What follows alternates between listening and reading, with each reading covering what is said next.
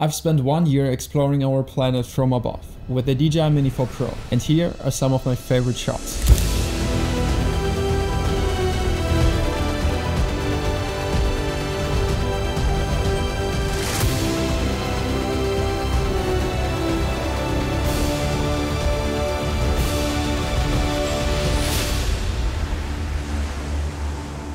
I took this little drone to Indonesia, Peru, Bolivia, Colombia, Madagascar and Italy, and today let's talk about what I've learned. I'll tell you if it's still worth buying the drone and if I can actually recommend it. At the beginning of this year I went to South America and I made the crazy decision to only pack my Mini 4 Pro. No Mavic, no Air, just a mini drone. For some landscapes that were on my bucket list for years. It all started in Peru. The road trip started in a city and we get a rental car to drive to a national park where flying drones is actually allowed. And besides some FPV drone shots, I also launched the Mini 4 Pro to capture the landscape. The shots looked great, and what I also love about the Mini 4 Pro is that it's so easy to take it with me because it can fit in my backpack easily or even in the handbag of my girlfriend. Also for hiking, it's super comfortable. We hiked up a rainbow mountain, which was nearly 5,000 meters above sea level. The air is so thin that breathing gets harder and harder. And I was so thankful for only having a small drone in my backpack. And you can see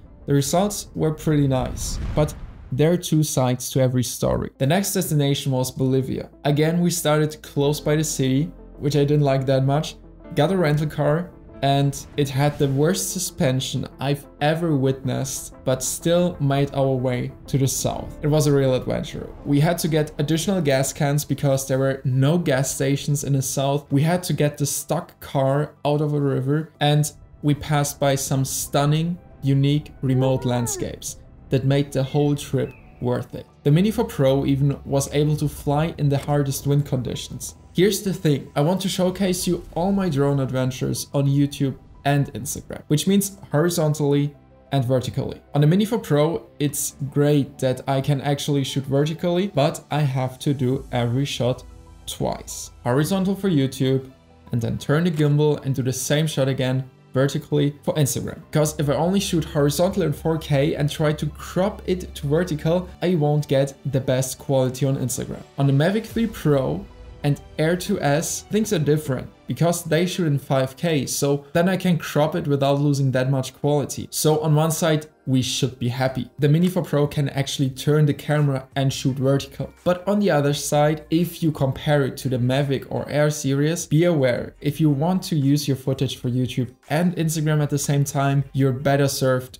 with the Mavic 3 or Air 2S because they shoot 5K. Yes, even the Air 2S is a great drone to date. If you like the shot so far, make sure to leave a like and subscribe if you want to see more. In the middle of Bolivia, there are the salt flats, and a thin layer of water over the salt leads to insane reflections. I can tell you, it looks as amazing on the drone as it does in real life. When driving onto the salt flats and getting out of the car, it feels like you've arrived in heaven. The 4K camera quality on the Mini 4 Pro is amazing. I love the fact that you can shoot in D-Log-M, so I just apply a conversion LUT and then one of my 6 LUTs to get amazing results. You can find them as well in the description. To achieve this level of quality out of a sub 249 gram drone is mind-blowing and so much fun. I've also been to Madagascar this year and took the Mavic 3 Pro with me and the Mini 4 Pro as a backup. I was there for a huge client project, and for some parts of this project I actually preferred the Mini 4 Pro because it was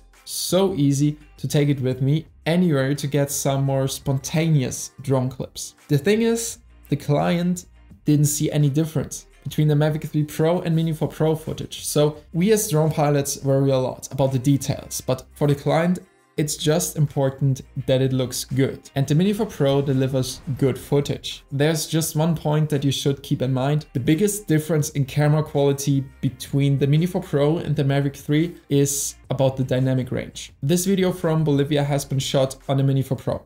You can see that the background is overexposed. It was a pretty difficult scenario because the street where the car was driving was in a shadow, while the mountain in the back was in bright sunlight. These are just some rare case scenarios, but the Mavic 3 Pro would have handled it better. If you know how to color grade, you can retrieve some details, but not all of it. So This is a very specific and rare scenario where the Mini 4 Pro has a small disadvantage compared to the Mavic 3 Pro. But overall, I love this drone and the camera of this drone. And as you can see, I also use it for professional work. Before we jump into the next part of this review, I want to share a quick tip on how to bring your drone footage to life using Artlist's voice over AI and Artlist's sound effects. So you've captured a couple of drone shots, but of course they are silent. That's where Artlist comes in. Their voice over AI allows you to generate professional voiceovers in just a few clicks. You can choose from a variety of voices, tones, and languages, making it perfect for your drone footage. That's not all. Artlist also offers a massive library of high quality sound effects. From the sound of ambience to some cinematic scores, you can find everything you need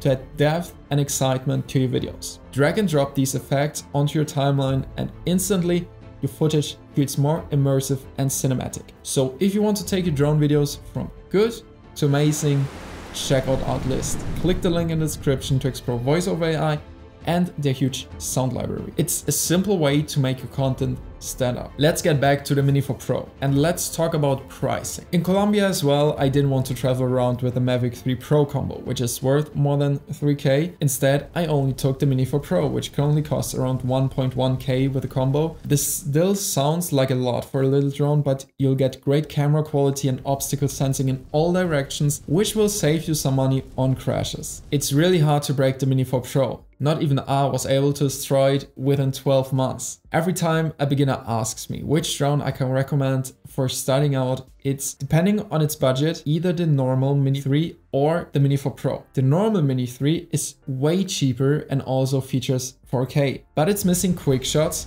4K slow motion, D-Log M and obstacle sensing. That's why I will tell everyone to get the Mini 4 Pro. But if you have a tighter budget, you can still achieve great footage with the Mini 3. Maybe you can remember my Mini 4 Pro cinematic review on its release date. I had only one battery to get the shots and it worked out great because I always get around 25 to 30 minutes battery runtime depending on my flight speed, temperature and wind conditions. That's absolutely fine, and the fact that you can charge the Mini 4 Pro via USB-C is great because you can just use a power bank or charge it in the car. There are 3 drones that come close to the Mini 4 Pro. The Mini 3, the Mini 3 Pro and the Air 3. About the Mini 3, which we talked about before, it is way cheaper but misses obstacle sensing, D-Log M, 4K slow motion and quick shots. The video quality is still good to shoot some viral reels if that's your goal, so it's a great choice if your budget is tight or you're just starting out. The Mini 3 Pro is a bit cheaper than the Mini 4 Pro, but I think it's not an option anymore because you should ignore the little price difference and get the Mini 4 Pro. Compared to the Mini 3 Pro,